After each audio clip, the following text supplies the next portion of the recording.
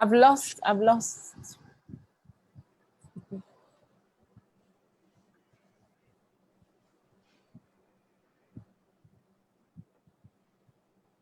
Okay, we're live, ladies.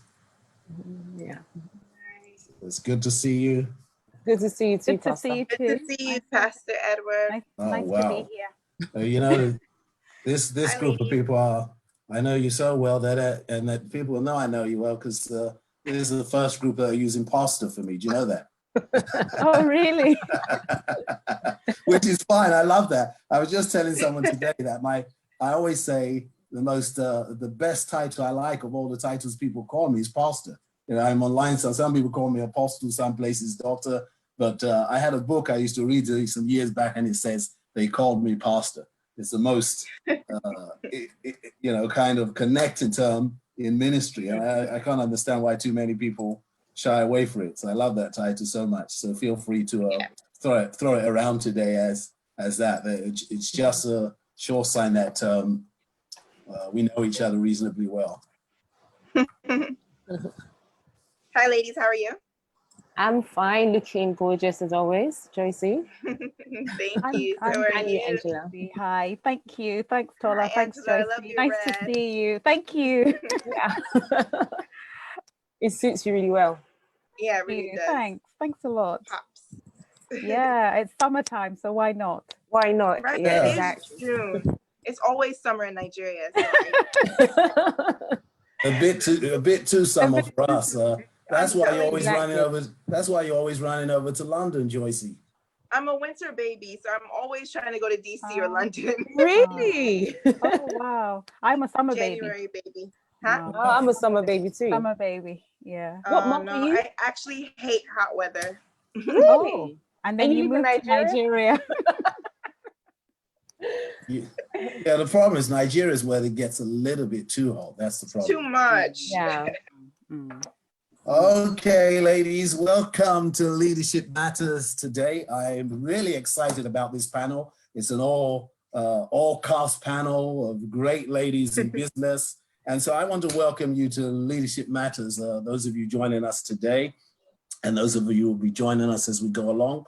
This is Leadership Matters, where we actually discuss leadership matters. And the reason why we do that is because leadership does matter. So I'm in honor today to have some phenomenal women here today. I want to introduce them and then allow them to introduce themselves.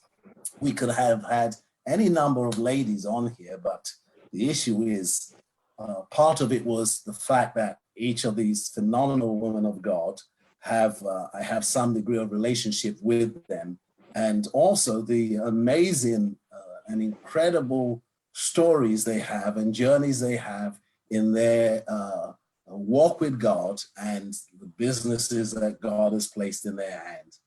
My name is Dr. Edward A. Addison.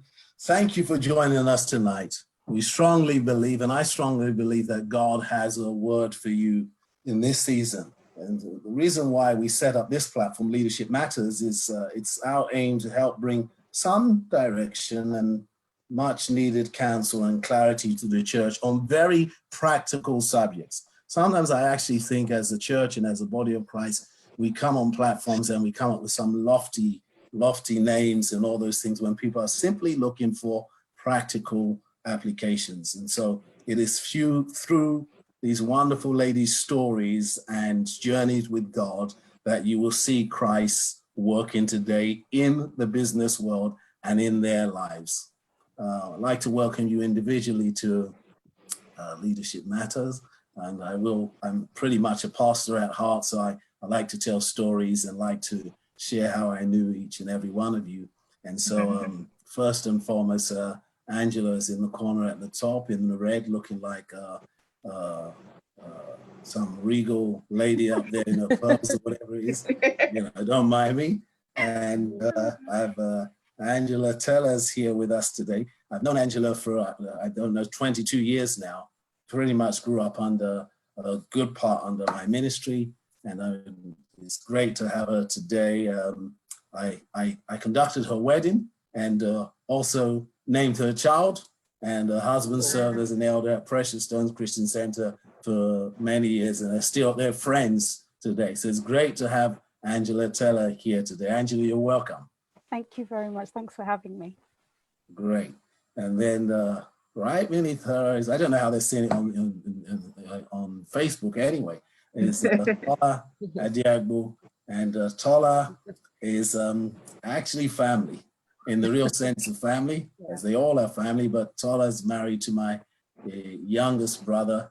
And so her daughters are my nieces.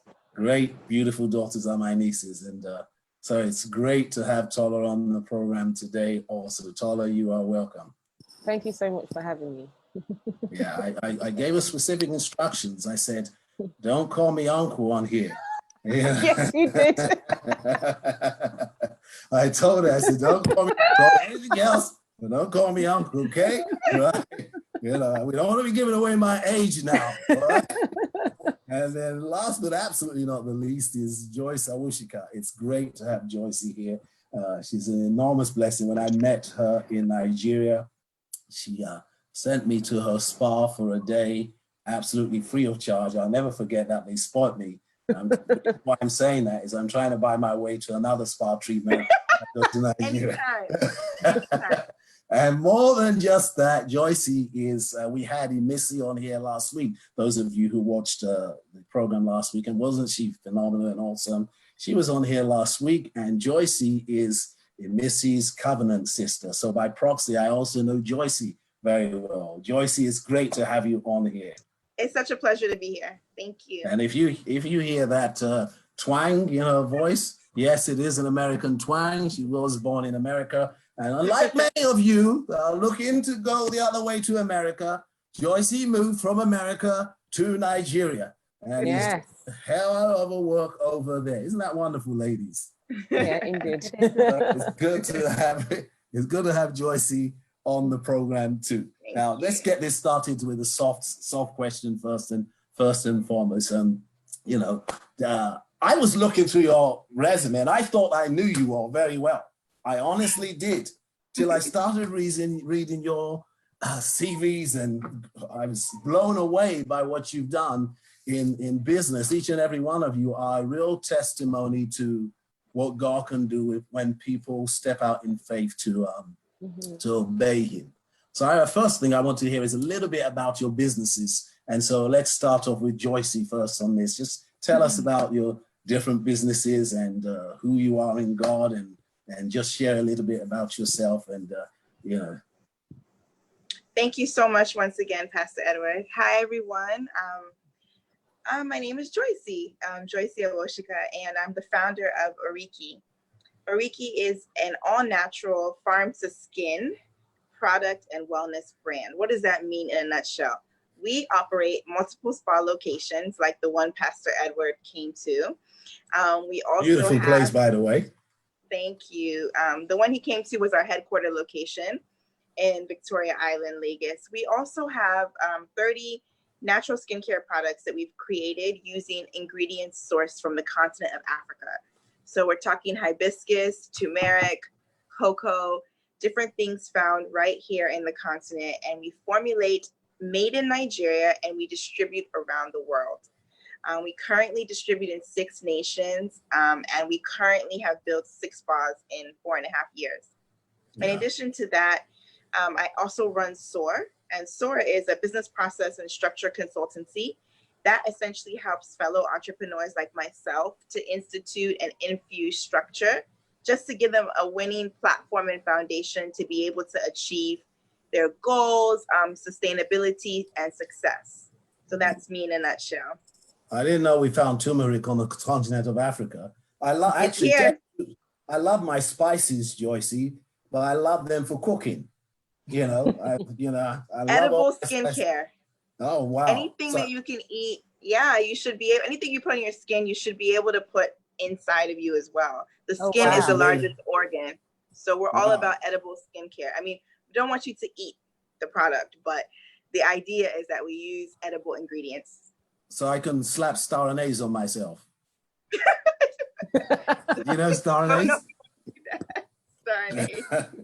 I would love to visit your spa when I'm in Nigeria, Joycee. I would love to. I can't wait to have you, Tella. I can't wait. Yeah, great.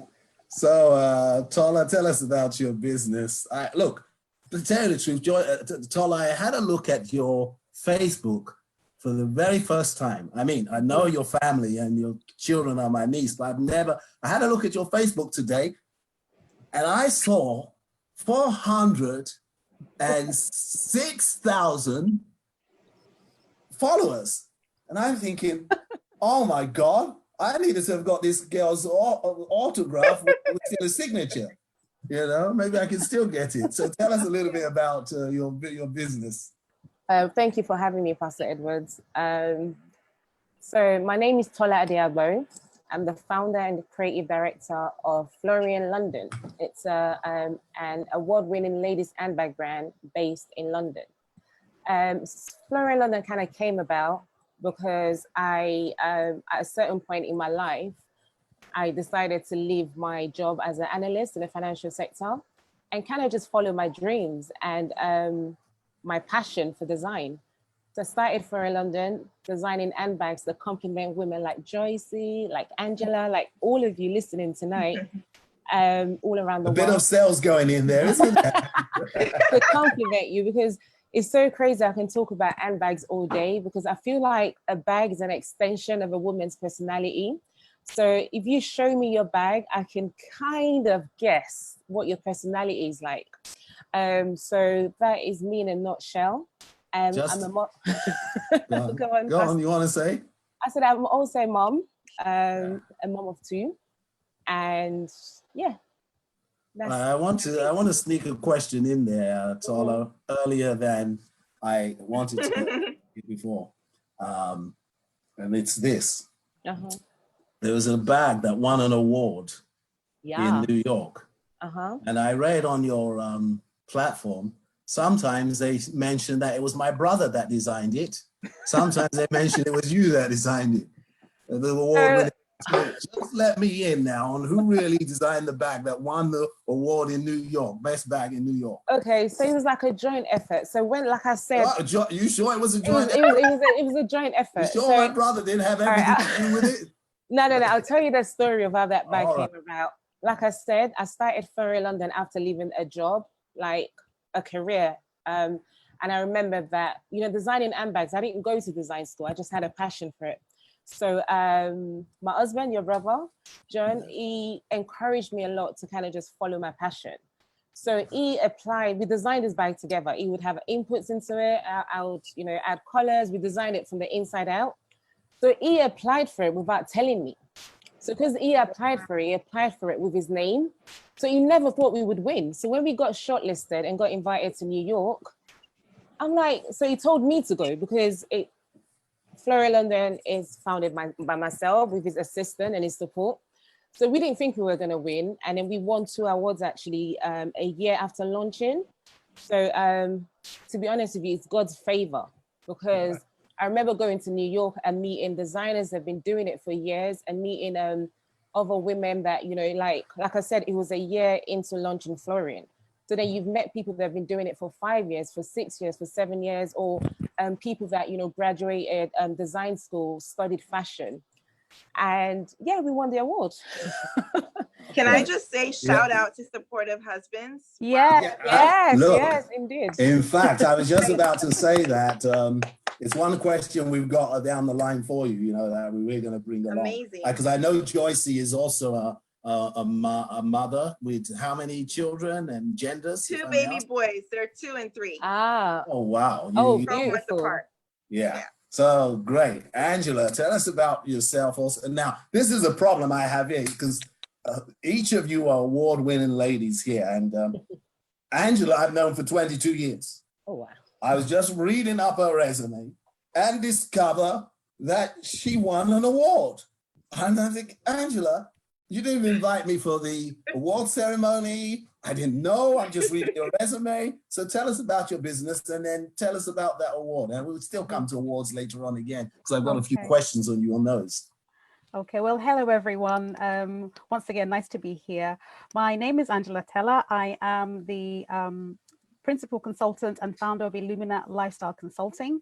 And we are a nutrition consultancy. So we work with organizations in the private, public, and not-for-profit sectors. And we work on different projects. We work on things like healthcare catering. We work on projects to do with lifestyle coaching. I'm not going to go on and on about those sorts of things, but just to give a bit of a flavor, we also work with individuals to help them achieve their, nutrition, lifestyle, and well-being goals. So that's kind of what the business is all about. I also wear the hats of coach, mentor, speaker, trainer, which and I really is something enjoy. we'll come to I with all enjoy of those. you. Wow. Well, that's one of the. Before I enjoy let you finish, Angela, that's one of the great things I admire about you, ladies, and I want to say thank you to all of you for that, because and I literally mean this from my heart, that you believe in yourselves and in what God has done in you. And at the same time, you've said to yourselves, how can I go about empowering other ladies?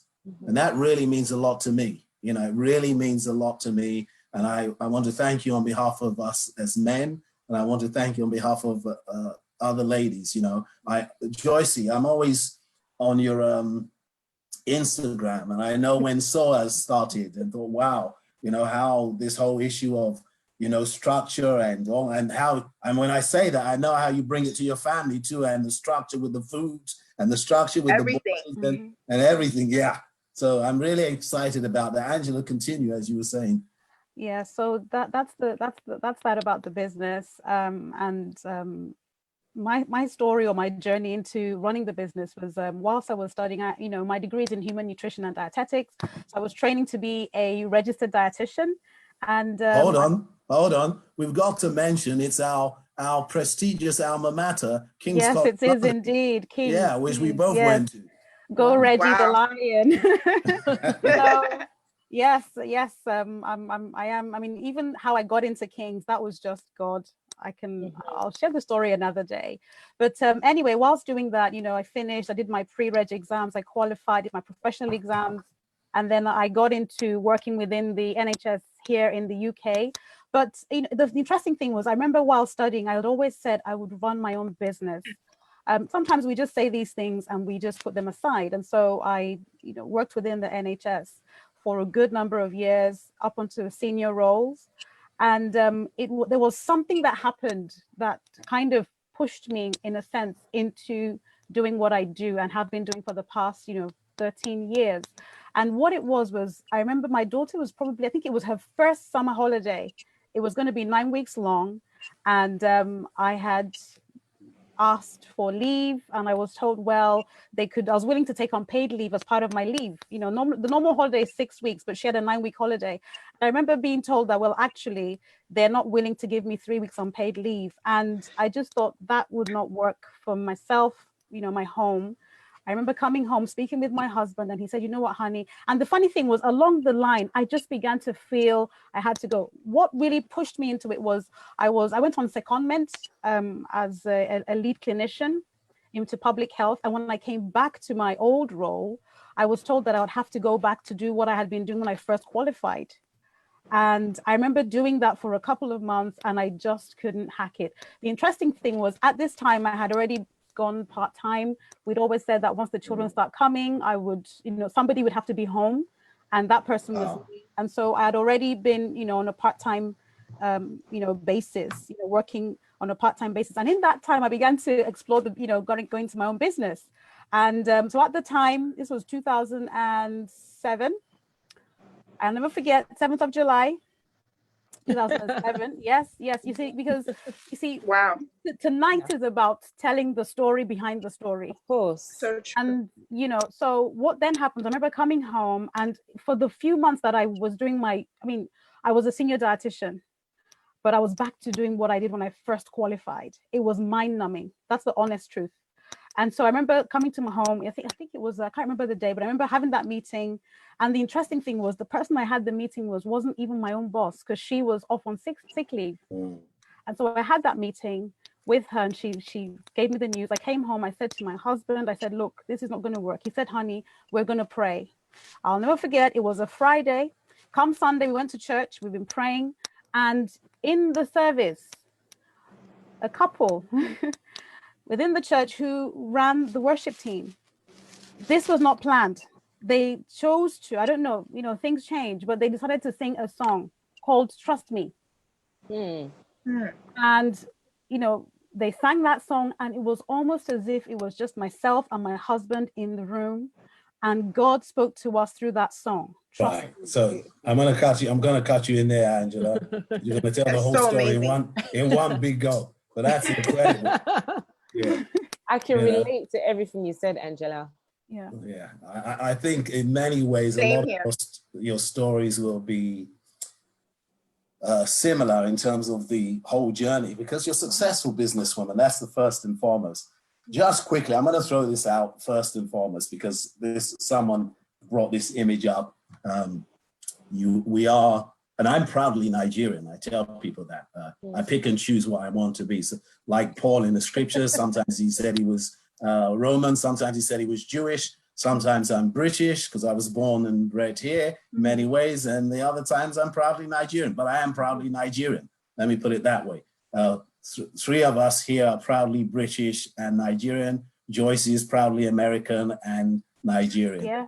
But someone said to me, and I want to ask this first question, some people have the view of the African woman who carries a mortar in her hand, pounding food for her husband, a baby on her back, and a bowl on her head. How relevant is that image today for the businesswoman? I'm going to throw that open to Tola first and foremost. How relevant is that image? Very relevant. As a Nigerian African and running your own brand, not exactly the way you've described, but I remembered doing London Fashion Week for the first time ever. And I remembered one of the girls that worked for me, she was from Finland, and I had another girl who worked for me, both white. And I remember somebody coming to the stand and saying to me, "Where's your boss?" So there's a misconception because three of us were standing by the stand, because I don't know if you guys have been to Fashion Week. So we're kind of just standing answering questions about the brand, speaking to people that potential stockists all around the world. And they just came to one of them and they came to me and said, "Where's your boss?" And they were kind of pointing at the direction of the two girls. And I'm like, "I'm the boss."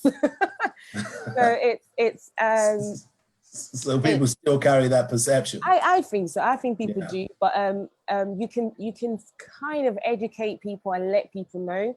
For the longest time starting Florian, I shied away from showing myself as the founder and the owner of Florian London, to the extent that people will say to my friends, "Tola works for the brand, she doesn't own it." Wow. But eventually, I think 2 years ago, I started kind of finding myself again and knowing that, I did create this brand. The followers you're talking about on Instagram, the stock is from all around the world. I did work my pants off with the two kids, excuse my language, to get where I am. Let me just, Joycee, I want to come to this same question. I know I'm cutting on the end, because I want to marinate it a bit. Of course. There's this, people see that outside in some ways. Is there a way that that image can be modernized for in a particular way? All of you are successful businesswomen, which is the basking on the head. Your mothers also, which is the baby on the back. Baby on the back. And then there's the mortar pounding away, which is the home life, in a sense. What I'm trying to do is that there are two ways we can view that image, isn't it? Like it can be viewed negatively or it can be viewed positive. What do you have to say, Joycee? Wow, I think the new image is the three of us that you're looking at, Tola, Angela, and myself. I feel that the picture of that is outdated, but I understand the symbolism of it. It's unfortunately that whole idea of a certain part of the world viewing this part of the world in its own lens, right? And that's where you get the image of the lady with the big basket. And of course, we still see that. We still see that here in certain parts of, depending on your socioeconomic status. But the truth is, I would change the symbol to be a very proud woman with her head high, you know what I mean? And her with her children and her family by her side, and her in her other hand, she has, you know, the business that she's running or the career that she's in. And just it's a very, very, very proud place to be in. It's a lot to juggle and do, but I consider it to be something that I'm very, very proud of, and I wouldn't trade. And I would also say that it's not even just an African woman. So when they put that lens, it's all women, you know, all women who are juggling, no matter what their ethnicity or race is, you're juggling these amazing things. As a woman, we are special beings, amazing humans, and I don't know how we do it, but the grace of God. Now, Angela, I want to take that image further. I know you might have something to say about it, but I want to throw in this curveball. So all of you are happily married. I absolutely know that, with great husbands behind you. You know, that's all three of you. You know, I tell people I'm a researcher, Joycee. So even though you're in Nigeria, I've pretty much done my research. So with great husbands, because I know your husband runs several restaurants, about 5 or 6 restaurants himself, you know, sort of thing. You know, I told you I've done my research. You have. Yeah. And so you've got great husbands behind you. Angela, how do you balance being a wife, being a mother, being a businesswoman? I'm going to throw in this. So do you not sometimes have mommy guilt? You know what we call mommy guilt? Yes, I do. Oh, yeah. I do. I do know what it is. I think for me, I mean, I must say, I do agree with both Tola and Joycee, and, you know, what they said with regards to that image of the African woman. As Joycee, as you were talking, what came to my mind actually was the Proverbs 31 woman. Oh, wow. That's what I wrote here, by the way. Oh, okay. I've been reading your notes, Pastor. Just seriously, just as Joycee was talking, that's what I was thinking of, the Proverbs 31 woman, because when we read about her, she is a woman who, or she was a woman, or as they say, you know, if you look at some commentaries, that she was sort of various women sort of all modeled into one in terms of being a role model. But I think when you look at her, she was someone who juggled quite a lot. She took care of the business, she took care of the home. She was, you know, she had a ministerial aspect of her as well, because, you know, so her calling as well. But then also the Bible tells us that her husband and children, they rise up and call her blessed. And that her husband tells her that many women, you know, have done, you know, certain things, but you surpass them all. So I believe she was a woman, you know, if we're going to go with what God's word says, she was definitely a woman who got that balance right. So in terms of the guilt, I wouldn't say I feel guilty. One thing that I must say is I had always made up my mind, myself and hubby, that, in fact, Pastor, you were the one that said this, if I remember well, or gave, you know, kind of inspired us in that regard. Make your decisions before time, before you need to make those decisions, so that when you are faced with them, you don't have to think about it. You've already made them. And that's something that I must say that I have definitely used in my life, you know, particularly from a business point of view, because at the end of the day, as much as, yes, the business, you know, you want to push, you want to do this, but priorities, my family will always come first. I know the things I've turned down, good things, very good things, but and I must say, if I'm honest, I really believe that comes from my values, which are rooted in God, because I also think to myself, what's the point of succeeding in business if your home is in ruin? Do you see what I mean? That's how I think. Don't get me wrong, sometimes these things do happen, but on average, you know, I'm just looking at it. I mean, for me personally, that's been my perspective. Yeah. You understand? My home is my first ministry. So, and God has been good in that somehow he has made things work together. Someone once said, that's phenomenal, Andrew. Someone once said, a person can be a failure without God, but they can also be but they can even succeed without God more miserably. You can fail without God miserably, or succeed without God more miserably. you know, and it's a bit of a conundrum, but that not all success is from God. Simply, let's put it that way. Yes. So the mother guilt, mommy guilt, and I want to hear a little bit about that from the other two ladies. So Joycee, what would you say, and then mom guilt. I definitely experienced mom guilt. Oh man, I mean, there are times when I've had to travel for a weekend. I can relate to Tola. We do trade fairs, right? And we went for an international one in New York, for example. And I just had to go for 6 days, but it ripped me up inside. And what I would do is I would just take it back to God. And I would say, Lord, you've actually ordained for me to do this. And so I know not only you're going to take care of my kids, one day my kids are going to come to appreciate this. And I mean, if you talk to someone, the reason why I say I take it to God is because, yes, I can speak to my husband and he would always encourage me, speak to friends, and they'll say things like, the boys are so young, they don't even know that you're gone. But that doesn't really help how I feel inside. What the feeling comes from wondering if I'm in the right place at the right time, and wondering if I'm exchanging valuable time with them for something that's meaningful enough. And so that's how, and I don't see it getting easier over time, because I feel that even as they grow up, I just project the future. And I think, Angela, I think your kids, Angela, your kids, I know Tola's kids are a bit older than mine. Yes. Angela, I think your kids might be older than mine. You know, I don't know, maybe when they're 10 and 13, they still would need mommy. So I would. They definitely will still need mommy, even a lot more than, may I say. Yes. You know, so I totally understand. But the thing for me is purpose. There's always going to be an exchange of time. So for me, it's about going to the Lord and saying, if this is where you want me to be, you will help me, you will give me the strength, you will give me the encouragement, and I move on like that. Right, great. Tola? When I totally relate to everything Joycee said and everything Angela said as well.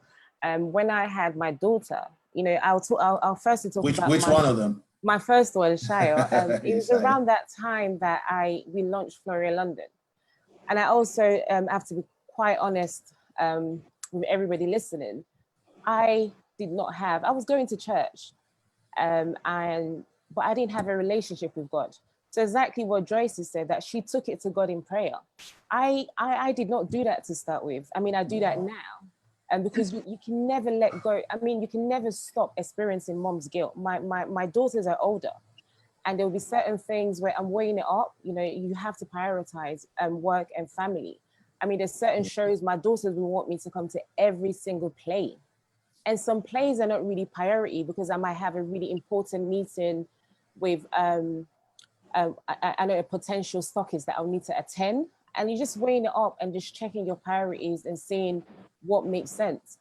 Just going back to what I mentioned about when my daughter was a lot younger, why God, having a relationship with God and being able to take things to God to comfort you is so important. Because when I traveled to find factories to produce our bags, she was just turning 1. It was the research stage, and I remembered my sister phoning me and saying she's taking her first step, and I burst into tears. But at that point in my life, I didn't have I mean, I went to church every Sunday, but I didn't know that I could speak to God and say to God, comfort me. You know, exactly what Joycee said, that, you know, you know why you're taking me on this journey. Yes, that's it really. And with God is your comfort. As a mom, you forever, even as a wife sometimes, you forever feel guilt about certain things you have to do.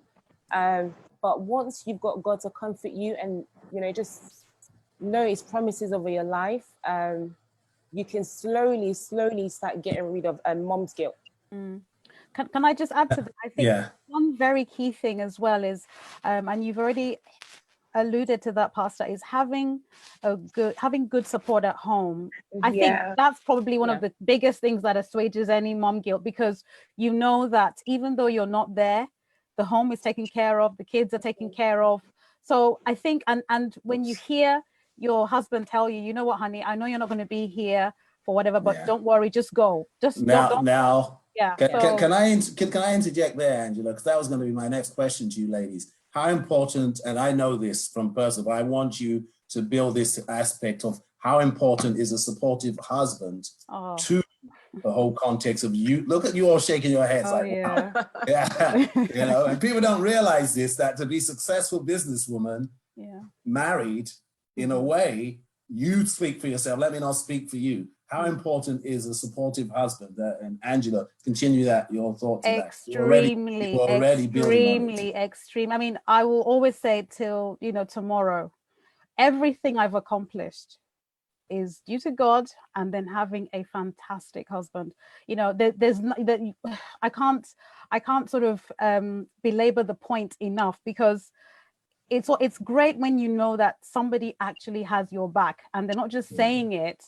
They as much as the businesses are great, they're growing, but it's not just you, it's them also, you know, their blood, their sweat, their toil, their being up, you know, all hours or whatever it is, and just have that backup.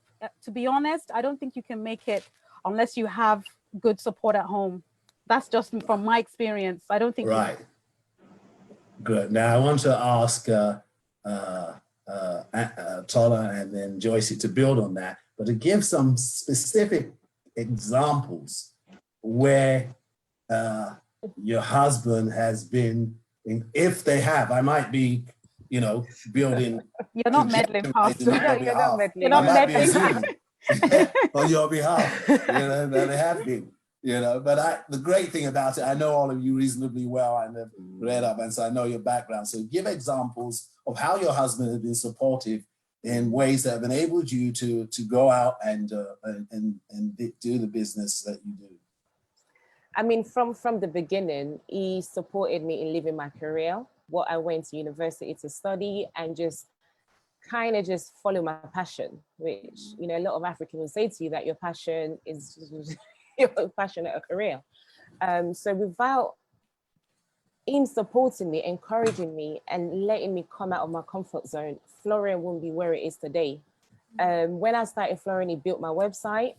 When I felt like I wasn't good enough, he would encourage me. And we did everything together, even looking after the kids. When I'm too tired to cook, he would understand, and he would cook. He would cook for the whole family. So without a supportive husband, which our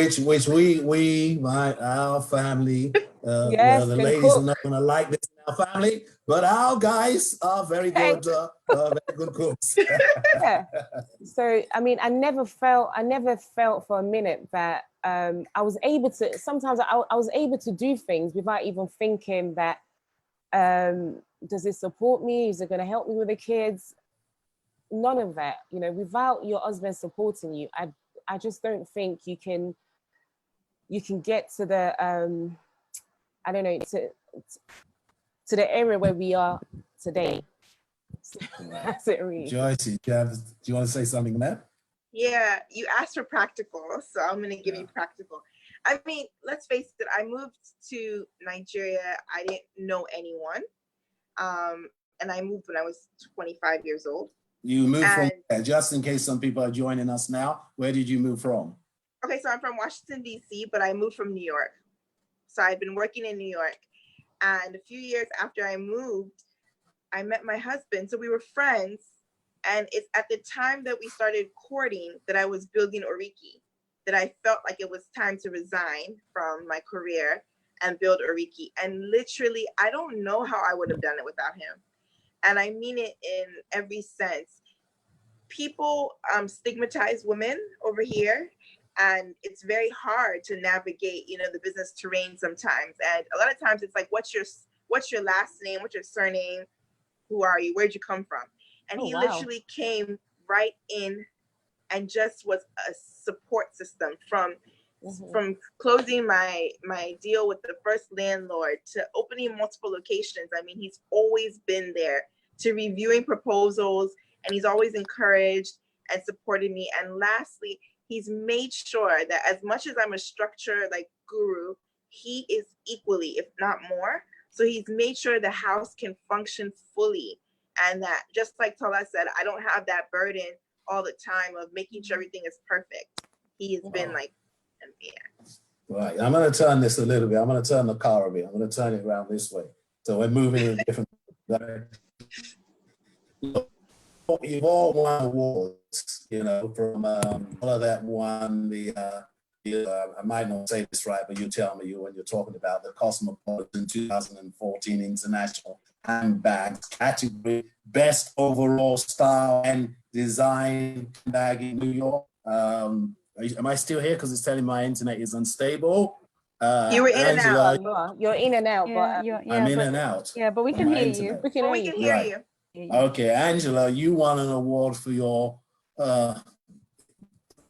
Innovators, what it was award, and then Joycee, and I want you to talk about this, was selected as one of Nigeria's 100 most inspiring women in 2005 and nominated for the Future Awards in Public Service 2013 and 16. The question, Angela, you won the Intellectual Property Industry Most Prestigious Award for Female Innovators.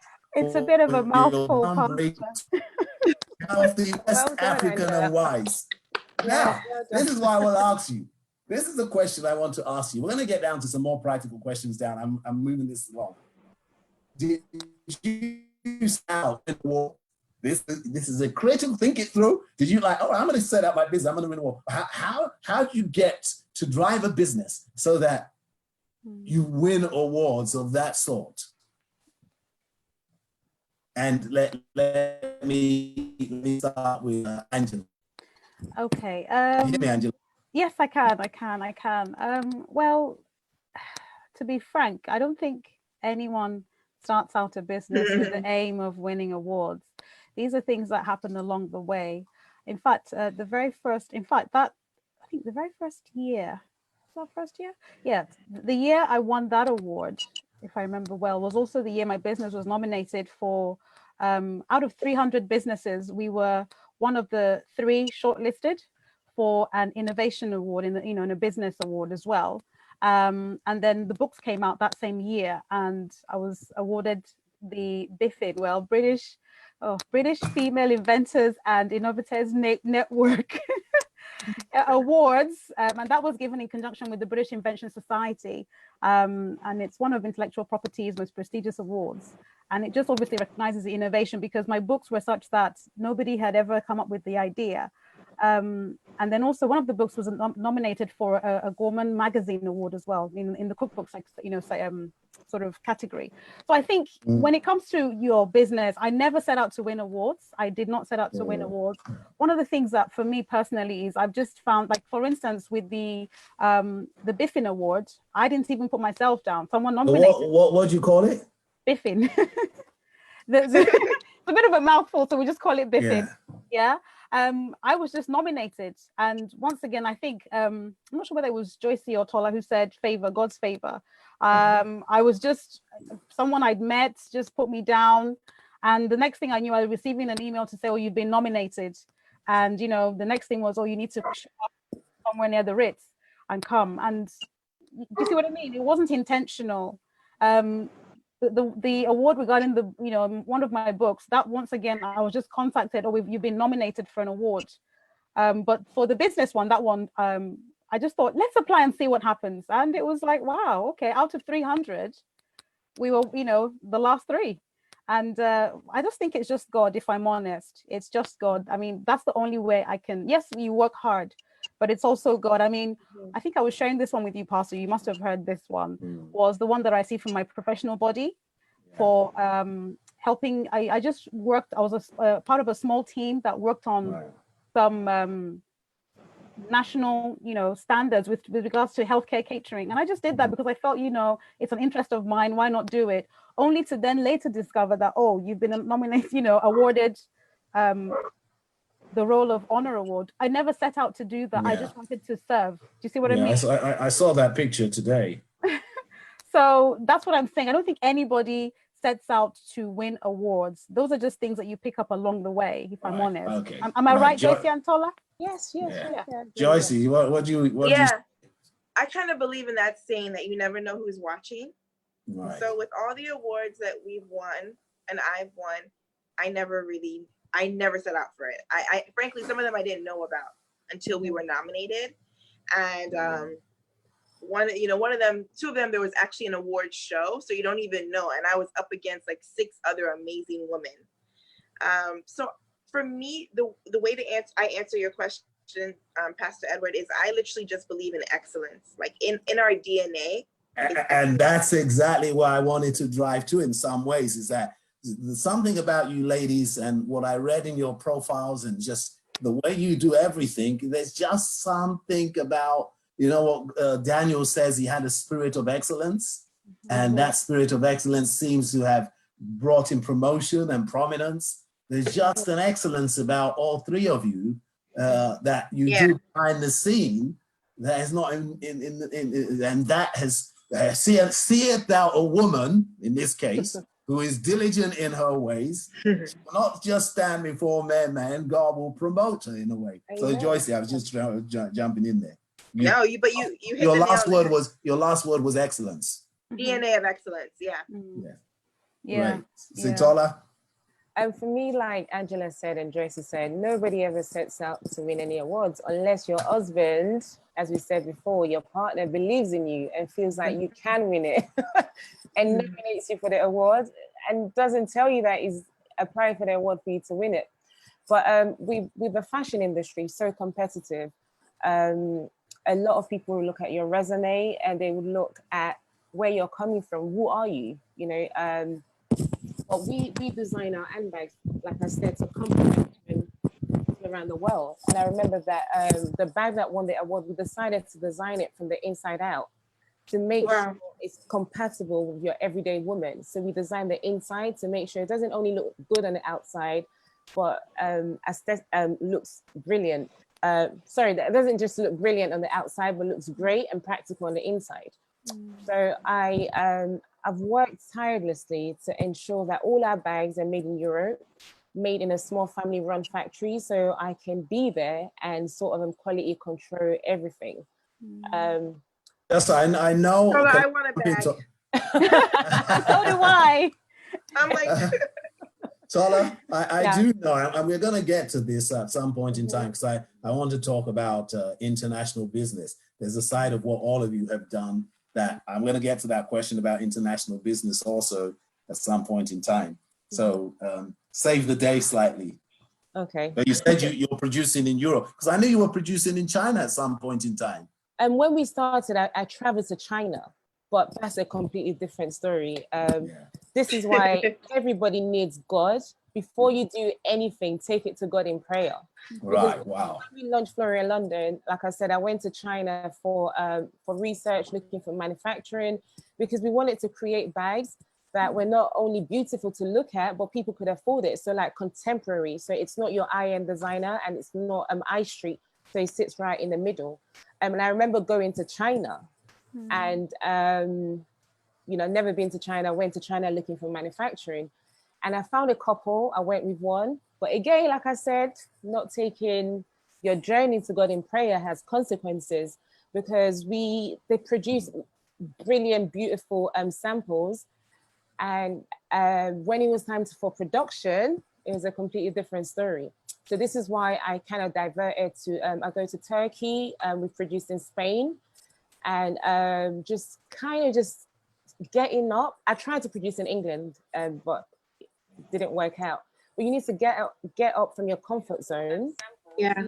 What makes you comfortable, and do what scares you. So which is what I did. You know, I've never been to China before, never been to Turkey before, but I left London and I searched for a producer that can bring my my dream back to reality. Great, thank you, ladies. This is fantastic. Yeah, and I like a bit of what you say there, Tola, because you're not afraid to hide the fact that business requires you at every step of the way to take it to God. Yes. You know, someone once said, this is one of my favorite statements, said the unsuccessful person fails 3 out of every 5 times. The successful person fails 2 out of every 5 times. The moral of that is we all fail. Or in scriptural terms, the Bible says that the righteous man falls down 7 times and gets back up. Yeah. The question I always ask is that he actually could have fallen down one time. As long as he gets Yeah. If he didn't get back up. But the idea is to make those mistakes and get back up again. You know, so I appreciate that story of learning from the mistakes, because people might look at you ladies now and think, oh my God, they're absolutely perfect, picture perfect, and wonderful businesses, and they don't know the story. There's a question I want to ask Joycee. You have 6 spas. I read it today. In 4 years. That is a phenomenal growth rate. Now, some people ask me this, because I do ask some questions sometimes before I come on that. Capital is a big issue for people starting money. Some of the people who will be listening to this today and over the next few days, and you ladies, you think about capital is a big issue for people starting money. So what ways, and I know it's not an easy question for each of you, but I'm just looking for, I think maybe all of you together, maybe to paint some sort of picture, how people may be able to look at that in different ways from your stories. So Joycee. I absolutely love this question because it's something that's always like the big elephant in the room when people hear stories, right? For us, we've developed 6 spas, and you know what? When capital became an issue, we actually developed another business model. So I'm going to share 2 things. One, in the very beginning, part of God's pushing me towards starting Oriki was that he lined up finances, and he did that through a grant. So I traveled and I went to Ethiopia. I spoke. That was through a function that was paid for through the World Economic Forum. I spoke, and it gave me a platform to a lot of business entrepreneurs and even politicians. And people became interested in my story and, the move back story and things like that. And they ended up backing through the form of a grant, Oriki #1. That was a blessing from God. And the only way I can explain it is that the Lord had been nudging me for almost 2 years to start Oriki, but I just came up with every excuse. I'm an energy economist. I'll look like a sellout. How can I do beauty? People already stigmatize me, And so God he sorted it. But we ran into challenges later, and we started getting opportunities where people thought Oriki was excellent, and they wanted us. They were pushing us to grow. So what did I do? An opportunity came where somebody wanted to give us a spa location, and I thought, okay, great, but we don't necessarily have the capital. So what did we do? We built out the spa and did a model. Well, hold on. What does build out the spa mean for the ladies like me? They gave us the space, and we brought in our entire expertise as our own equity. We operate, build out, and they gave us the space. So it's kind of some sort of partnership in a way. Yes. And that was the beginning of a new model that I had never expected. And it became an ability to grow, to find opportune locations. Now, I challenge people out there, what ways in your business can you collaborate where you can lessen your impact, like the financial capital that you're going to expend in a form of collaboration? I have seen it time and time again. Now you're speaking like an economist now. Yeah, I'm an economist. Yeah, I know, exactly. So, we got grants. Today, my husband always tells me, Joycee, I want you to get to the point where you're going to get a huge facility, meaning that you're going to decide to give away equity, or you're going to get a large loan and really prove to yourself that you can be prudent, that your company can afford it. And we're there now, but we're not going to take that until we're ready. We're opening another spa right now, and we did a similar model as well. So. Right. Capital, I want to move this ahead, the same question, but I'm going to add a spanner, a wheel in the spanner, a spanner in the wheel, as we would say. Some people, and ladies, I might, look, I'm only halfway through the questions here. Oh, wow. Well, so I don't know what we're going to do. Or maybe we have to do part 2 on this. Run a little bit over and then come back for part 2. because this is interesting. The issue is the same question, but, and maybe Joycee might come back in on this because it applies more to Africa than here, but I'm sure it applies here. So, you know, in some societies, people naturally gravitate to what do they call it? A male sponsor? Was it a sugar daddy or whatever it is? Oh, That, yeah, Wow. I'm trying it open. Yeah, we talk about everything on Leadership Matters. We went there. Yeah, we went there. Yeah, okay. Yeah. So, what is that? What is that? And you know, a lot of the audience for Leadership Matters are actually from Africa, all over Africa. So it's a prevalent thing there. It's almost a natural thing for them to think that's the way to get sponsorship, if I might say. And I want you to talk about that, Tola, and then throw it open again and say, what does that do? And what does that do for a woman? What does it do for her dignity, if that's the case, and that? And come to Angela on that same question also. What is yeah, we went there. I just don't know where to start. I don't even know how to answer the question. I mean, I've heard it before where mainly in Africa, where a woman's doing really well and she started her own business. It's worse when you're single, and automatically people assume that you have a sponsor somewhere that is sort of funding everything you're doing. And I've heard of people even saying that some businesses are not really doing well. Their sponsors are just pumping money into it. But I can't relate or answer that question. I don't even know where to start. My business is completely different from Joycee, where you probably need the capital. But for Florian, it's more about strategies, ways of putting in place strategies to make sure that when you just create a sample, you can get orders from like retailers and manufacturers. So you don't really need, you need some money, but you don't need that massive, investment if you have the right strategy in place. That's very important. That's Could you build into that? Because ladies tend to feel that they need to have the capital. And so there's something about what you're saying there that may be applicable to other people's businesses. Yeah. So just fill out in a bit.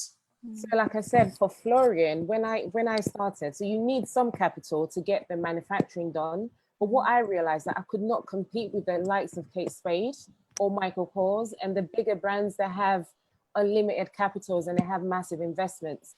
So what I did was came up with a strategy to show at different fashion weeks and then get like retailers, like department stores from all around the world to place orders with us. And then once they've placed the orders, we demand a certain percentage from them up front. So like 40%. So this 40% is what I use to go and produce to go and do the production. So I give this 40% deposit to my factory to start the production. So when the bags are ready and we've done our quality control, then I go back to the retailers and I'm like, pay me the balance. So when they've paid me the balance, I'm able to then pay off the factory. And so it's very different for me. So it's not a case of having all the money, but just having strategies in place to sort of help you. You don't have the capital. I'm not sure if it's the same for Joycee because I know. Well, there's something about what Joycee mentions also that is kind of a strategy. A strategy. So I think that's absolutely critical, and I want to reiterate it because this was a question someone posed and said, how does she generate capital for a business? And it seems as though strategy is the key thing, and wisdom from God. Wisdom, God. There's he that lacks wisdom, let him ask of God, who gives to every person liberally. Angela, did you want to get in on this sponsor? No, I mean, all I wanted to say really is that, when God sends you, he will always provide. I mean, I know it's a bit of a cliche, where there's a vision, there's provision, but that's one thing that I have discovered in my business, when we've had to, spend, I mean, for instance, we had to set up our own publishing house in order to get the books published. It needed quite a bit of capital just to do that, because you wanted obviously to produce enough copies for, sale. But God just somehow, I mean, when you have to set up your own publishing house, get the books, you know, obviously edited, produced, you have to have launches, you have to have, you know, different things. It's quite an expenditure, but God provided. And that's one thing that even just for the day-to-day things, God always has a way of providing. Right. And sort of just going back to what you were saying about failure, one of the things that I've learned is that, you know, this journey that we're on in business, God has put us there. And I find that one thing that I've learned about the Lord is he wants us to be dependent on him. So sometimes those experiences of failure, you know, not getting it right or the way we thought we would, I think from my experience, they've actually been opportunities to be humble. Because sometimes, you know, let's be honest, it's very easy to think, oh, I'm the bee's knees, you know, I've won this award, I've done this, everyone's calling me, my phone. And I think just having some of those experiences, those experiences keep your feet on the ground. They remind you that God is, he is the bee's knees. Yes. Yeah. And all you are, you're just a representative. So he's the seed. So That's just it. And then you're the kind of, you know, you're the person who does the things that people see. But and I think for me, looking back, I think having those times, those failures, those times when things are not working, they've actually been a blessing, if I'm honest, because they've made me always remember that it's not about you. No matter how much adulation, how much praise, how many accolades, it is not about you. And I just think that really matters, you know, if we're going to look at it from a Christian perspective. Someone said, and I usually say, Angie, you remember me saying that we learn more from our failures than we do from our successes, you know, and that's critical to learn from those times where, you know, we don't quite get it right. Yeah. Now, go on to No, I was going to say that, and you can do all things through Christ with exactly. you. Yes. I think that becomes a mantra more for business than the cliche we throw it around through. Yeah. What I mean by that, we have to remind ourselves in business that, look here, I can do all things through Christ who strengthens me. Because with all of you, it perhaps started just as an idea, or God planted it within you to do, and it's become everything it is right now. And I'm really grateful to that. Now, just so this is a question, this is a curveball I'm throwing in for you ladies today. So what do you think about women being financially independent from their husbands? So when you make all this business, whatever money you make, you know, do you give all your money to your husbands? How's the balance of power here? You know, no one's going to castrate you for your answers. You know, there's no right or wrong. You know, I nominate Angela first. I was going to nominate you, Joycee. I'm not answering this first. you know what? I think, to be fair, I think if we go back to what we said earlier, that our husbands have been very helpful. They've been part of the vision. In fact, it's not just our vision, it's their vision. I think when it comes to one of the things that has really worked for us and that I always encourage other couples to adopt is having a team spirit. You know, there's something my husband always says to me. He says, honey, your success is my success. Wow. So, no, you're getting me off my seats, lady. No, but it's true. It's true. And I see, I think because he takes that view, this is why he will do what he needs to do to make sure I can do what I need to do. And so when it comes to the, you know, when things, you know, obviously if there's money, I think maybe, I mean, people's marriages are different, but for us, I mean, even from when we first got married, it's always been what's yours is mine. You know, there's no, what's the word? You know, yours and mine. It's just, we're in it together.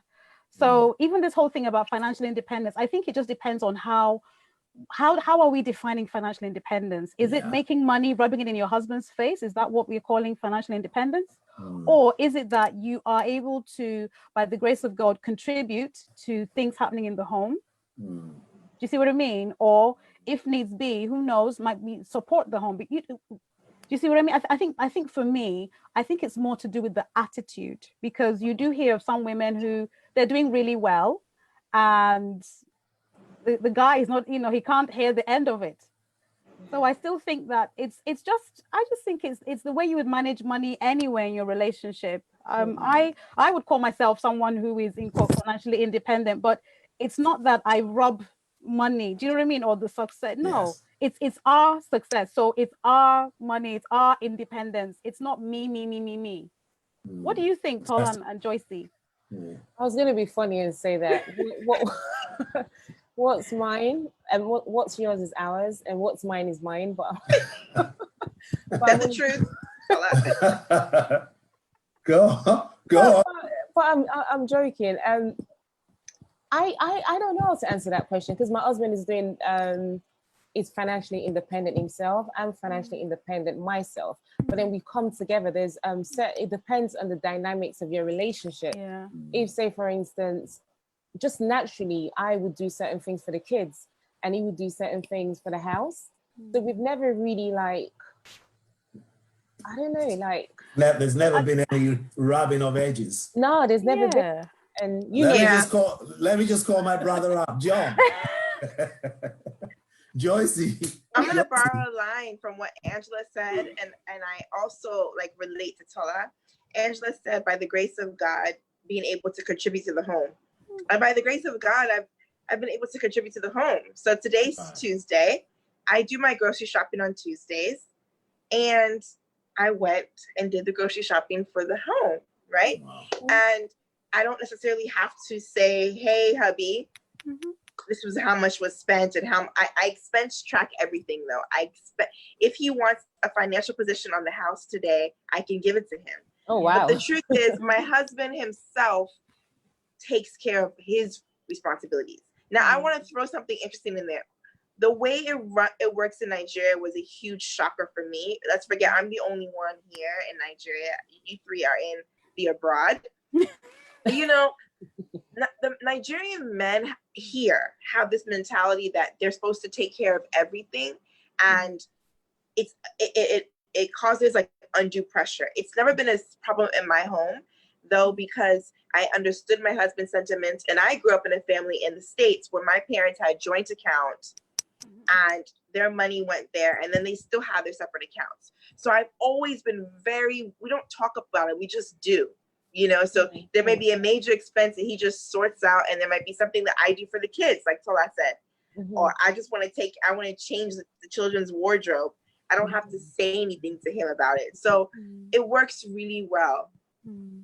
Yeah. I just think it's what works for it, because every home is different. Yeah. It's very different. That's I think the key thing is, as long as there's no friction. So you have an agreement. That I think for me, that's the key thing. Yeah. You have an agreement. I mean, we talk about everything, but that's just us. And it works, Right. So yeah.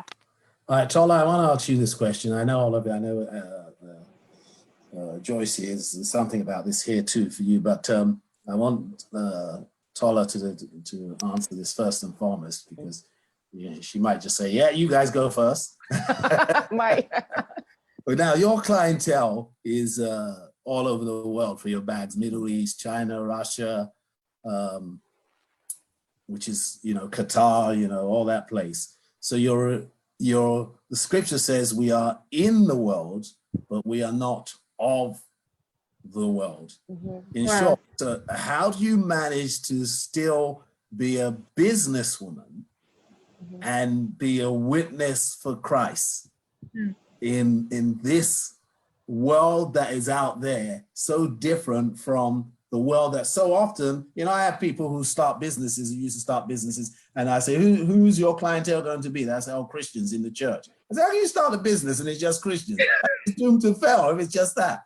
Do you get the point? So here you are, your bags, as I said, you on your Facebook, you're almost at 500,000 followers, and they're from all over the world, the Arab world, China, Russia, and that. So how do you manage to be, as the Bible would say, in the world and not of the world? And I'm cognizant. I know, I'm aware of your own Christian journey, your faith in God, and the places where God is taking you in your faith. So you can be absolutely honest about this and that. So in short, so how did you manage to be a businesswoman, a witness to Christ? I mean, when I started Florian, it was about just designing bags for women all around the world to compliment them. I never actually really thought about it the way you have till just recently. So we sell to people from all around the world. Saudi Arabia, we had 2 clients from Saudi Arabia. We had a princess from Saudi Arabia that I met, that, you know, she got several different concept stores in Saudi Arabia. And I remember meeting her, and she had kind of a male, I can't even explain, it was just odd, where women have 0 rights there. It's completely different to what we're used to. But recently, what I have done is I created, when I started my journey, knowing God more and then listening to the voice of God, I wanted people to know that I'm a Christian woman. So what I've done is I've created because Florida London, it's all about just women all around the world. So I created my own personal Instagram account where I'm able to let people know that I'm a lover of Jesus Christ. When it's all said and done, it's Jesus who blesses me, who protects me, who takes me from, who takes me when I'm down and I feel like giving up on a business. So for me, I have differentiated brand from my personal faith. I don't know, it's just difficult for me to answer that question. Well, you've answered it already. You've answered it. Yeah. So it's only now that I'm letting people know that I'm a Christian woman. I'm dedicated to the word. Like every now and again, I would post scriptures on my page, and I would just sort of let people know that the founder of Florian London is for Jesus. Wow, and I know one thing that I read is that commit your works to the Lord, and it would establish, your plans will be established. And I say that to myself all the time. I'm committing everything I'm doing now, which I never did in the past, to God. And I'm seeing changes and I'm seeing progression. My business. That's wonderful. That is so wonderful. Angela, I want you just to, yesterday you were sharing just briefly, our time is, look, I'm trying to get through this and it's getting bad now, ladies, it's getting bad. I want you to be yourself, because there's no need to hurry this up in that sense. Angela, you shared a testimony of a particular contract. And because I'm really talking about integrity in business here now. I'm going to throw this question to Joyce in a different way, but I want you to just share a little bit more about that in terms of your business and your consultancy is actually based sometimes upon winning contracts in organizations. How do you see that and your walk with Christ in that arena? Well, for me personally, one of the very important things to me is I always say, you know what, Lord, I don't want to embarrass you. I really don't. It's a big, this is me. It's just, and this is just me in every area, not just in business. Because I always think to myself, I wouldn't want to be seen to be a stumbling block. And I always think to myself, how can I make Christ known? Many times you don't have to go and shout, oh, I'm a Christian. I think just the way we behave, like Pastor was saying, that, if we are people of integrity, then it does something, it makes people question, why? They might not say it, but in the back of their mind, they know, oh, there's something about this woman. And so that's something that, we talked about excellence. One of the reasons why I would say I pursue excellence is because I say to myself, I want to give my best for the Lord. That's one of my motivations, if I'm honest. And this applies to everything I do. I can be a bit of a perfectionist, but I feel like yesterday, Joycee, when we were talking, you were talking about how some of the things that people perceive in quote that could be negative are really things that God uses part of the gift. I'm someone who attention to detail matters to me. And it's not just in, listen, it's in that everything. Must be for all of you, It matters. And I think that applies to how we put ourselves across as well. I don't want to ever say, oh, it's because I'm a Christian, that's why the job is sloppy. Or it's because I'm a Christian, that's why I can cut corners. No. For me, the reason why is because I always tell myself, the client might not know, but the Lord knows. Wow. For me, one of my key things is, I'm always thinking of audience of one. He's the one I want to please in everything. So the testimony I was sharing was there was a contract that I was made aware of, and you have conversations, and it was actually a client that I'd worked with before. And when you do work, people want your company back on the project. Excuse me, but there was a bit of a well, let's just use the word, some naysayers, okay? And one of the things I was suggesting is, why don't you get other people who know you to speak for you? And I remember at the time thinking, yes, it sounded okay, but I just didn't feel comfortable with that. Do you see what I mean? And I remember thinking, it's like we talk about about God fighting our battles. And I remember ending that phone call, and I remember thinking to myself, in fact, I was cross.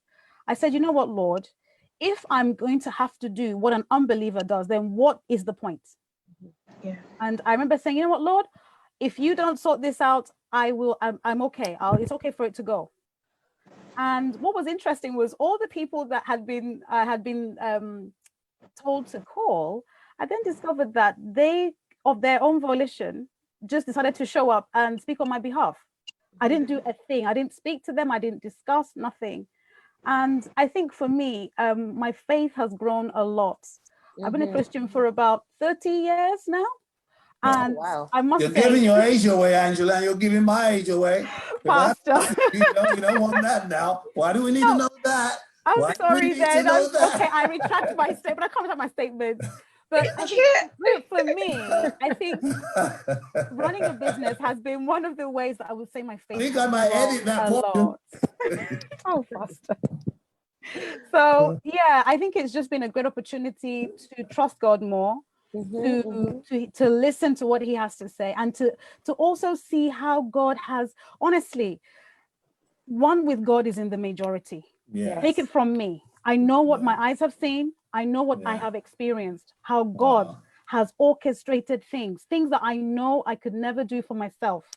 God has done those things. So I'm going to end here anyway, but that's just Joycee, I want to throw that question to you, but I want to throw a curveball in you.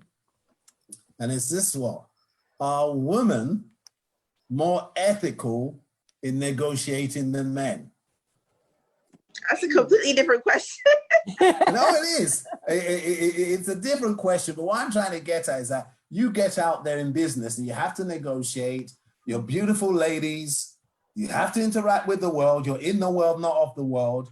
Are you more predisposed? And how do you find that in having to negotiate in a world where there's sharks and Shylocks out there? So it's this same question of you're in the world, but you're not of the world. And then you're in Nigeria where nothing is not, look, let me not generalize. Where in certain instances, nothing goes for nothing.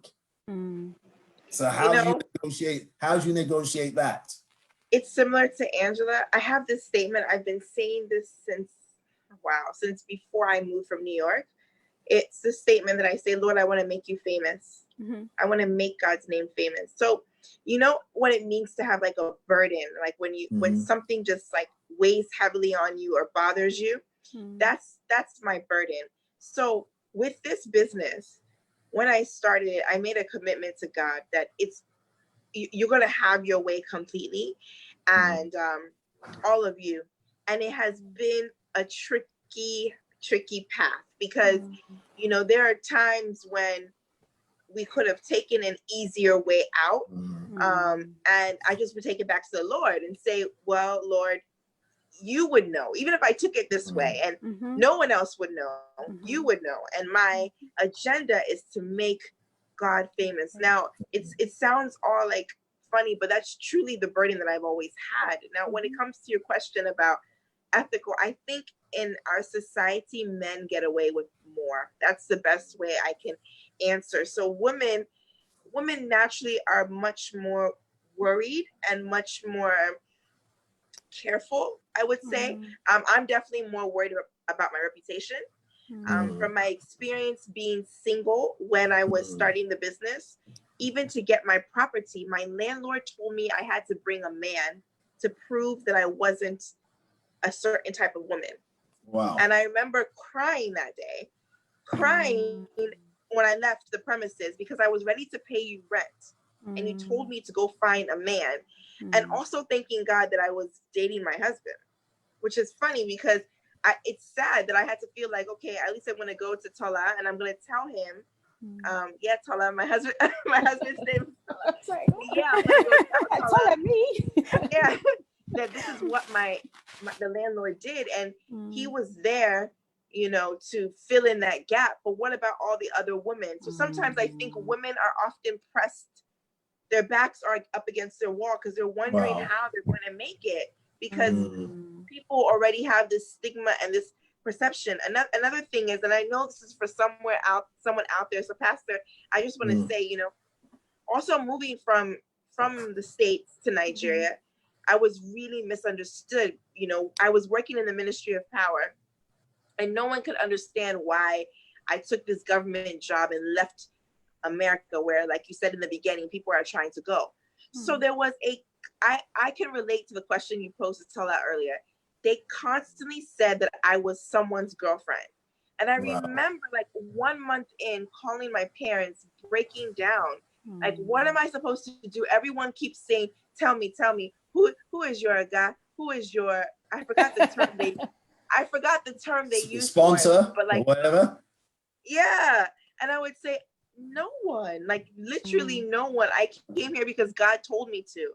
So I honestly feel that as we choose to take the straight and narrow path, God will vindicate us. Yeah. Oh, yeah. Literally 7 years later, and God is vindicating me.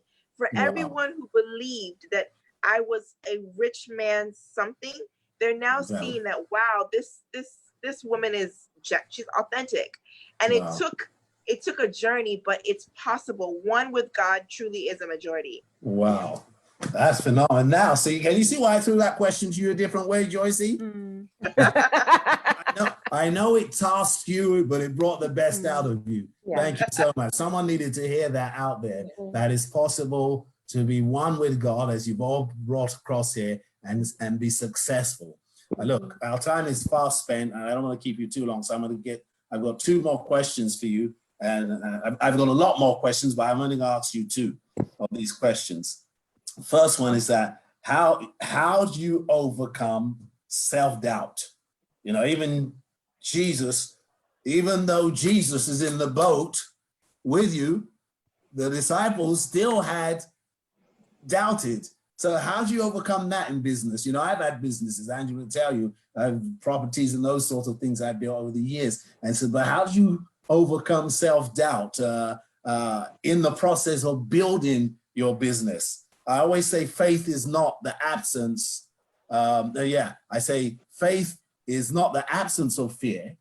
It is trusting God in the face of fear. Fear is there, but you still trust God. And so while they were in the boat, it's tossing up and down, there could be fear there, but they had to trust God through it. So how do you overcome self-doubt while you're building your business and while you were building your business, you know? Tola? I would say that, you know, fear is the enemy. I've struggled a lot, even coming into the panel tonight. Honestly speaking, I've struggled a lot with self-doubt. I'm so hard on myself. I'm constantly criticizing myself all the time, just to prevent myself from making the same mistakes over and over again.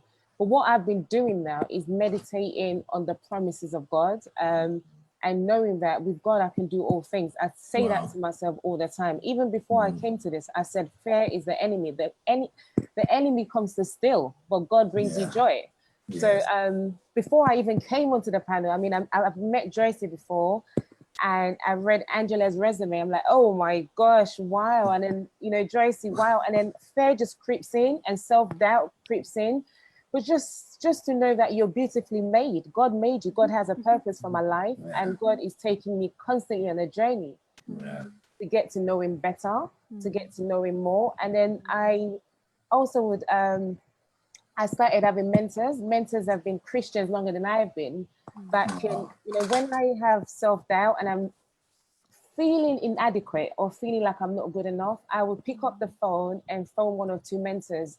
And I promise you, by the time we've prayed together and they've ministered to me, I feel so much better. Wow. And I'm able to just kind of know that fear would not win. for God's grace and God's favor over my life will forever Amen. win. Amen. Yeah. You know what? Someone said this on my notes here. I don't really have it there. You know, these ladies on this panel are beautiful on the inside and the outside. And that's the wonderful thing about it. You complement each other so wonderfully well. And each of you have a story for people who are listening, you know, where you are. And I know Tola, you understand. Tola comes from a Muslim background before, by the way. I mentioned this to you yesterday. So each of your journeys are totally different. But the beautiful thing about me watching you from here is I can see Christ in all of you. I can see Christ in all of you. I can see him in all of you. I can see him in all of your businesses. I was said, I hate doing this. And I don't say I hate doing this. Even I get jitteries coming to do this program. I'm more comfortable standing behind the pulpit speaking the word of God. I was like, what you got me doing this for? You know, I get all the butterflies and it's all perfect and all that sort of thing. So Tola, you're not alone. And this is someone who's been at it for a long, long time, sort of thing. So same question to Joycee. Yeah, so for me, it's such a real question. I was telling a friend today that I had to pray over my mind over the last week. And it's interesting because it happens at so many different stages. Even when a big opportunity is presented towards you and you start getting fear, so it can happen like in weak moments when things aren't going well. And it can also happen when things are going well. And that's the irony of this self-doubt thing. One thing that I practically do, I started doing this about 1.5 years ago. I go back to my journal.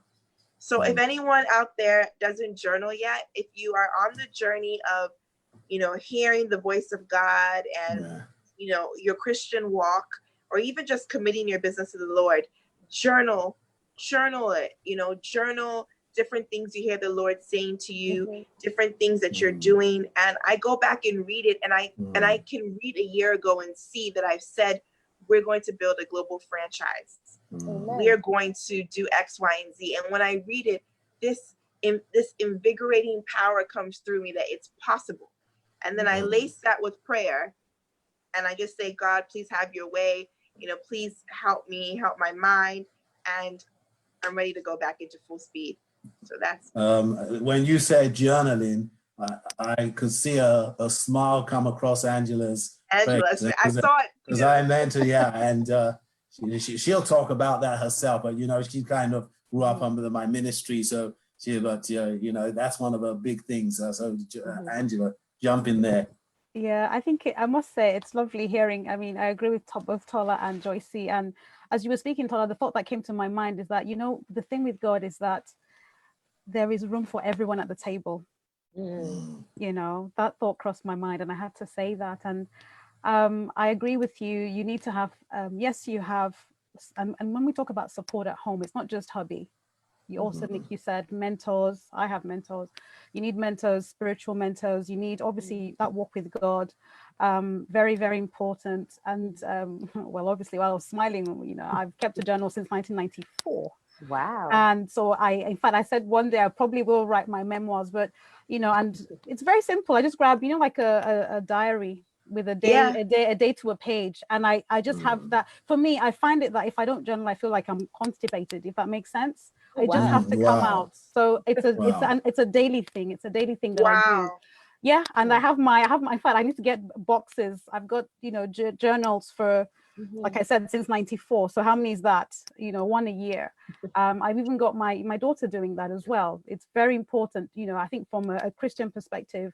And like you were saying, Joycee, it's always great to go back and see, and you begin to, you know, we say name them one by one, and then it will surprise you what the Lord has done. And those things can be monuments for movement. Pastor, remember that sermon, Monuments for Movement? Yeah, I still remember it. I remember that. So yeah, I mean, those are very important tools, I think, that work for us as women in business, definitely. You listen, you are awesome ladies, and I literally mean it. Someone wrote here that he's watched a few of my programs, and he's actually my cousin in America, Femi Adeagbo. He said, look, this is the best one so far. Oh wow, praise God. Leaves the best to last. You know, let me say this to you, the whole principle of journalism is an absolutely critical part of our Christian life. you know, because you can go back and you can be self-affirming of the word of God that he's saying to you now, because you've forgotten it there, but you've written it down and it's here now. And it encourages you in your self-doubt, knowing that it was God that said it then and he's still with you right now. This is the last question I'm going to ask you. And we're pretty much almost on time. We'll just shoot over five to 2 minutes because keep this brief because you're speaking to the people on this. Number one is that, how do you know you have the right idea?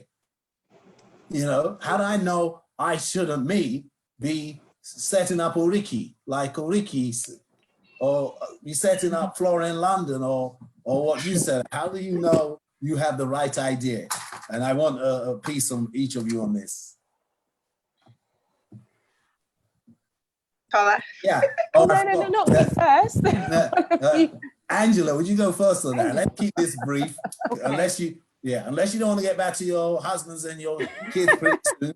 You go on, but well, I think, to be fair, there are many ways to find out what, you know, whether the idea is right. Obviously, there's common sense.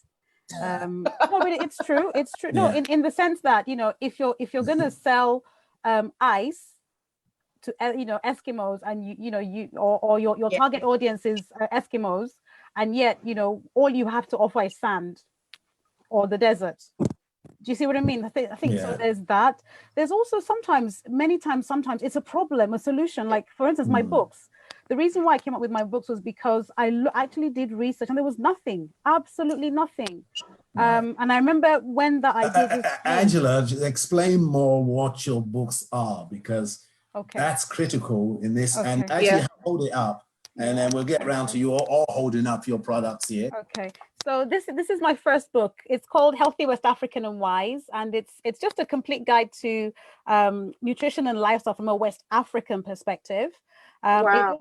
It looks at, you know, a lot of the common health issues that people of West African origin face, and it just goes through the dietary and lifestyle changes and tips that people can use to improve those aspects. It covers things like, you know, stress. It covers things like, you know, how some of the cultural our traditions can get in the way of good health.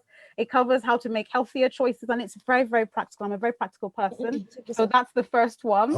Hold on, there's something about Angela, because there's a part of this book that's important. Yeah, I mean, I said Angela sat under my ministry for 22 years. The issue about you delving into the calories, is that in the second book? And that novel idea of knowing how many calories are in yam or in eba or in egusi or in bokoto.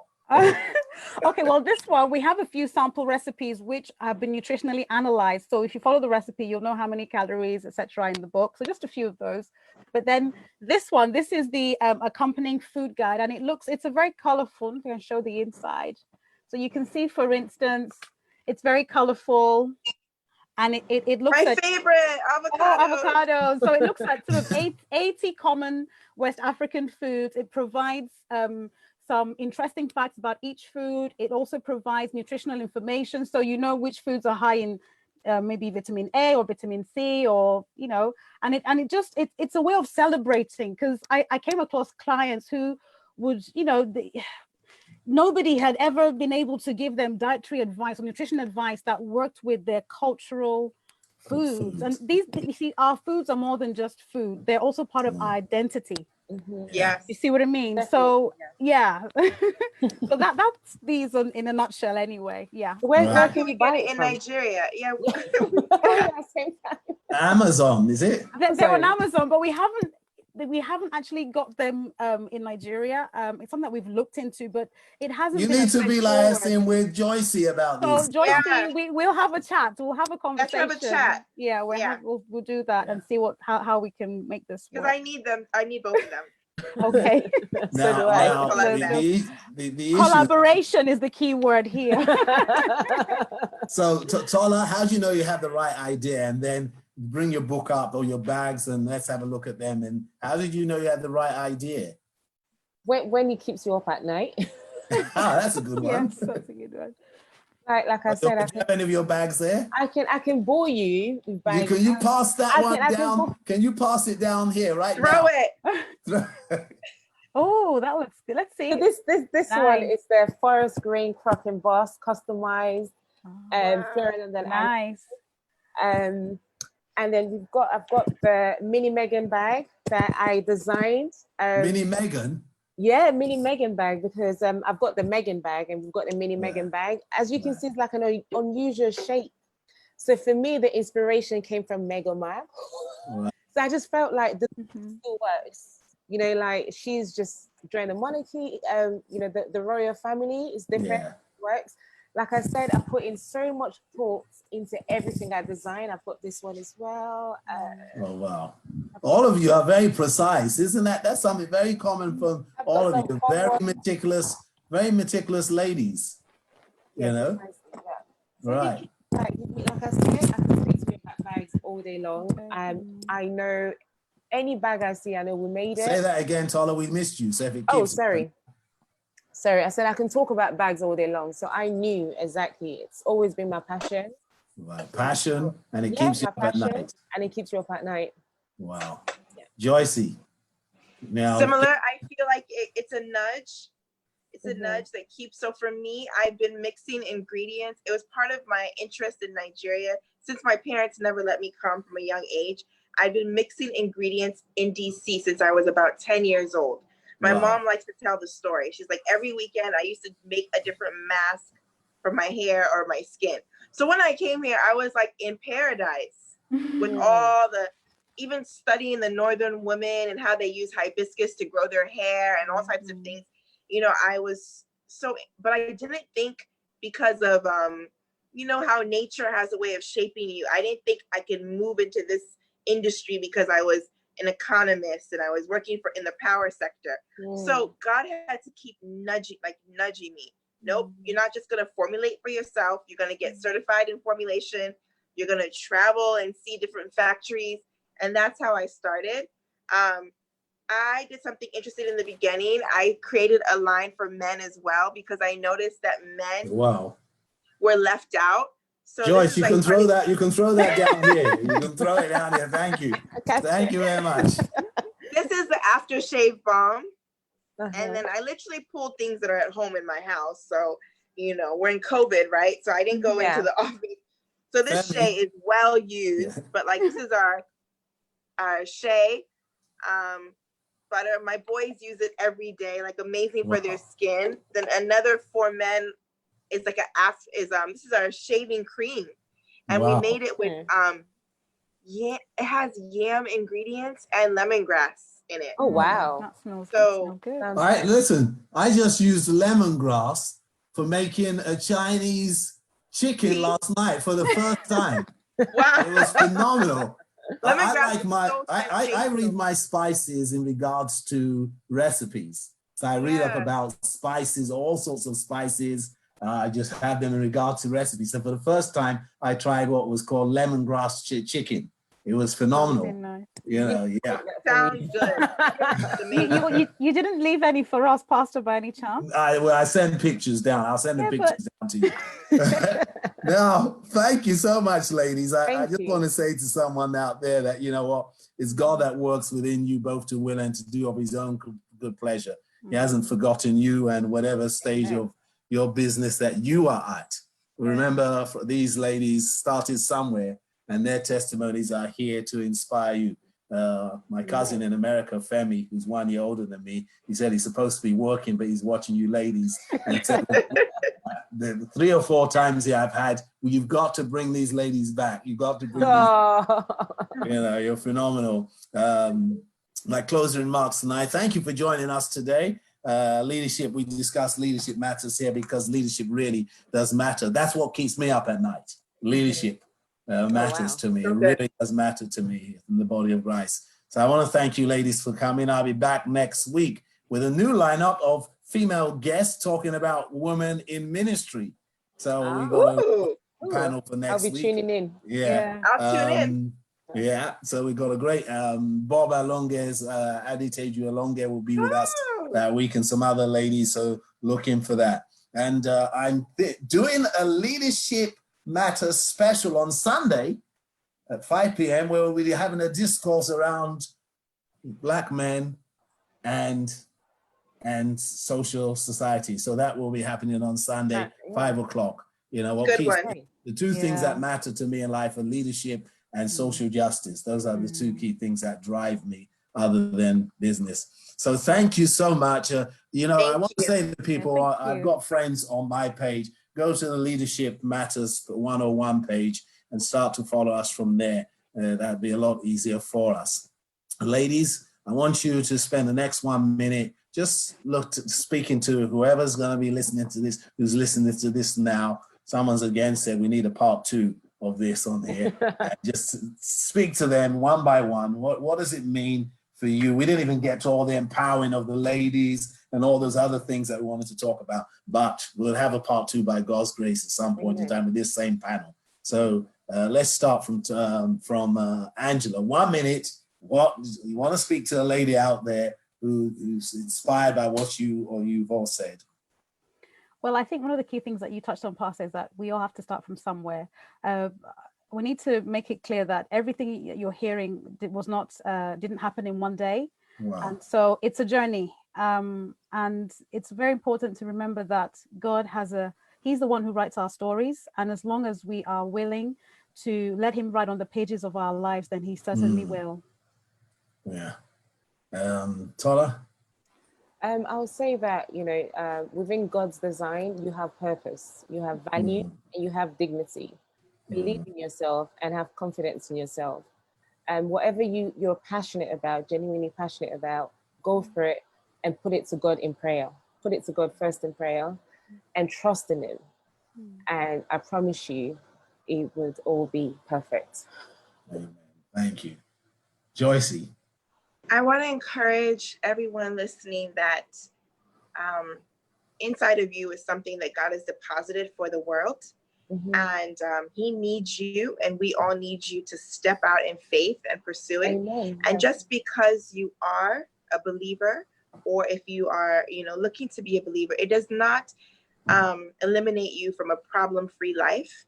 So it's a life that's full of challenges, but it's all for a purpose, to make you to become more and more like Jesus. And that's what it is all about. So I encourage you to step out there, pursue your purpose, and remember that we are all like large trees, and underneath us people find shade. So there are people whose destinies are tied to you. Some of you will hear this talk today and will forever be changed. Same way you need to go out there and do what you're meant to do so that other lives can be changed. Thank you, ladies. Thank you. Look, I don't know if you're seeing what I'm seeing, but I'm seeing Christ. I'm seeing the wonderful work that Christ has done in your lives. You know, and I'm just proud. The pleasure and the honor has been mine to have you on and just to see what God's doing in your lives. You know, Tola, as I said, is family, but I'm not seeing you look at, you know, God's working in you so wonderfully. I know the issues you were thinking about, but God is doing a great work in your life. He's just started, you know, just beginning. Angela, 22 years down, and from that young lady that walked into Precious Stones Christian Center to this wonderful woman of God today, is just an honor to be a part of your life in any which way, small way that I can be. It's just a pleasure. You're just a wonderful woman of God, you know, and, you know, God has hidden you for so long. He's going to fulfill every promise that he said in your life. Don't give up on him. You know, you're more than where you are at right now, you know. And Joycee, what can we say? You know, to take those steps like Abraham and go from America, where everybody wants to go, and go to Nigeria, where people really don't want to go in many instances, make that step is just, and to see what God's done in your life is amazing. You know, I'm proud to get to know you and for you to be my God's daughter's covenant sister. I can see why she chose you all the way. You're just a beautiful woman of God. Thank you all, ladies, for coming on Matters. And I hope when I call you next time, it will be yes immediately. No, we have to give it a thought. Okay?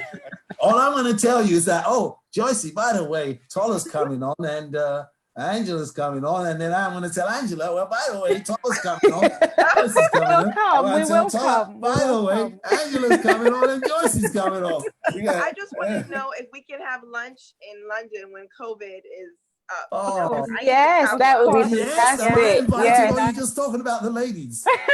You're all of us. Okay, all of us. Yeah, that would be good. Fantastic. That'd be fantastic. Yeah. Thank you so much, ladies. Thank you so much for having I'm us. going to get Angela to pray. Angela, just pray for the people and then we'll close. Thank you. I know we're a bit over. Amen. Okay, Father, we want to say thank you for this time. We know that, Lord, that all that has been said, we pray that, Lord, it will speak to the hearts of the many who are listening, whether they're listening now live or whether they will listen at some point. Our prayer today is that, Lord, that it will be a word in season, that it will strengthen, Lord, him or her who is weary in the name of Jesus. We give you praise because, Lord, we know that you are currently doing great things amongst your people. And we pray that, Lord, that you will continue to use your people, Lord, to be your hands and feet upon the earth until you return in Jesus' name. Amen. We pray that, Lord, that as entrepreneurs, as, you know, whichever sphere of life you've called us to, Lord, help us to blossom and to take our place in that place that you have called us to in Jesus' name. Amen. And finally, Lord, we pray for anyone who may not know you. Our prayer is that, Lord, that everything we have said today, that, Lord, may it cause them to begin to consider the fact that, Lord, that there is room at the table for them. And we trust that, Lord, that you will speak to their hearts and show them, may they catch a glimpse of you, Lord, through everything we have said and done today. Let all the glory be yours. In Jesus' name we pray. Amen. Amen. Thank you for joining us on Facebook Live. All of you who joined us. I'm going to keep the ladies on for a few moments, but I'm going to come off Facebook now. Thank you all so very much. God bless you. I hope you've been wonderfully blessed. Thanks for, thank you. It's been great. Yeah, thank you.